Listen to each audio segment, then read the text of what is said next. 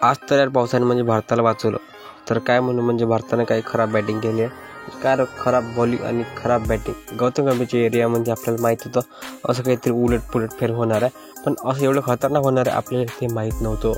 कारण की India versus Australia third test मॅचमध्ये 450 रन ठोकले यार ऑस्ट्रेलियाने, 445 रन ठोकले आणि त्यामध्ये ट्रेव्हिस आणि स्मिथची शतक. आणि भारतानं पण उलटफेर करून भारतानं पण आपल्याला वाटलं की विराट कोहली असे जयस्वाल यार चांगलं रन बनवणार, पण मला वाटलं स्टार्कने पहिल्या मॅचचं परत टू स्लो हे यार अजून पण मनावर आहे. अजून त्यांनी सोडलं नाही की यार टू स्लो म्हणजे बंद सिरीजमध्ये तू वाजवणार आहे. आज लगातार 3 इनिंगमध्ये 3 जयस्वालला आउट केला आहे. त्यानंतर शुभन गिलला पण घेरामध्ये घेतलं आणि पॅट कमिन्स आणि हे रूड आणि काही खतरनाक गोलंदाज होते.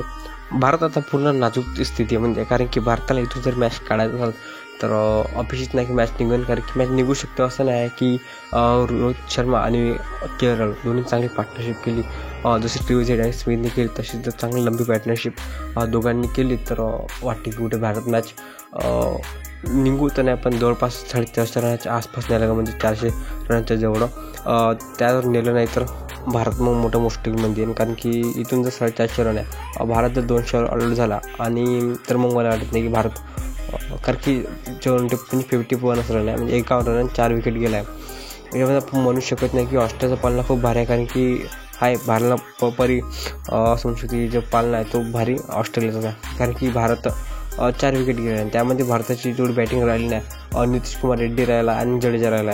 त्यानंतर कोणी पण प्रॉपर बॅट्समन नाही, के एल राहुल आणि रोहित शर्माला सोडून. आणि विचार केला की ऑस्ट्रेलियन चांगलं गुड लेंथमध्ये बॉलिंग केला. आता इथे भारत कुठे मॅच जिंकू शकते, तर भारतामध्ये एकच आहे की जो पाऊस आला आहे त्याला एकच म्हणणं आहे की पाऊस देवा, उद्या 2 दिवस लगातार पाऊस आहे. कारण की ड्रॉ मॅच झाला तरी भारताला खूप थोडा फायदा पोहोचणार नाही, पण हारून पण फायदा होण्यापेक्षा ड्रॉ झाला तो परवडणारा भारताला. त्यामध्ये मग त्याला 4थ्या टेस्ट मॅचमध्ये करावं लागेल यार, भारताला बॅटिंगवर फोकस करावं लागेल. म्हणजे समजून न राहिलं जर यशस्वी असताना फक्त पहिल्या टेस्ट मॅचमध्ये चांगलं केलं, त्यानंतर काय केलं काय माहीत नाही, बट उंगल्या करतात.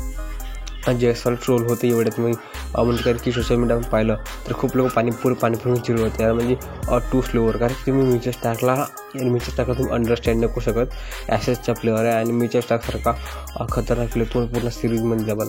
तुम्ही एक मॅच करणार पण तो 3 मॅचमध्ये करणार. आणि आता भारतापाशी एक आहे की कमसे कम भारताने उद्या चांगली फलंदाजी झाली पाहिजे.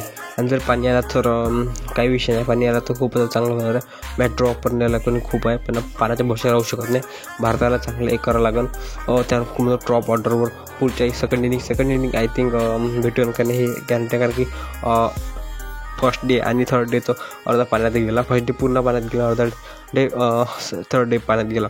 तर मग आपण यात म्हणजे काय म्हणू शकतो, तर भेटूया पुढच्या व्हिडिओ. धन्यवाद, सबस्क्राईब करून ठेवा.